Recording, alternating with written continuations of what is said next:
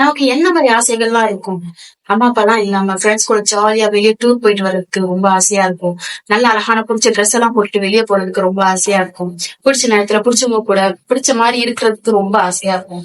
அடைச்சு வச்சுட்டு இதை செய்யணும், அதை செய்யணும் அப்படின்னு சொன்னா பிடிக்காது.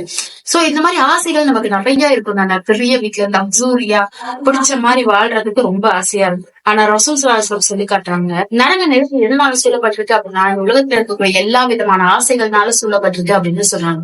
அப்போ இந்த உலகத்துல இருக்கக்கூடிய எல்லா ஆசைகள்னாலதான் நரகம் இருக்கு. அப்ப இந்த ஆசைகள்ல எல்லாம் நான் நிறைவேற்றணும் அப்படின்னு நான் எந்த முயற்சியை ஈடுபட்டாலும் சரி, இந்த ஆசையை பத்தியே நான் திங்க் பண்ணிட்டே இருந்தாலும், இந்த ஆசைகளை அதிகமா டெவலப் பண்ணிக்கிட்டாலும் அது நரகத்துக்கு போறதுக்கான வழியா இருக்குமே தவிர வேற எதுக்கும் யூஸ் ஆகாது. சோ இந்த ஆசைகளை நம்ம ஹோல்ட் பண்ணி வச்சுட்டோம் அப்படின்னா, கொஞ்ச நேரம் அதை நம்ம கண்ட்ரோல் பண்ணிட்டோம் அப்படின்னா, அடுத்த நேரத்துல அது நமக்கு பிடிக்காமயே போயிடும். சோ நரக நெருப்புல இருந்தும் நமக்கு பாதுகாத்த மாதிரி இருக்கும். நிச்சயமா நமக்கு ஜன்னாவுக்கும் அது வழிகாட்டும்.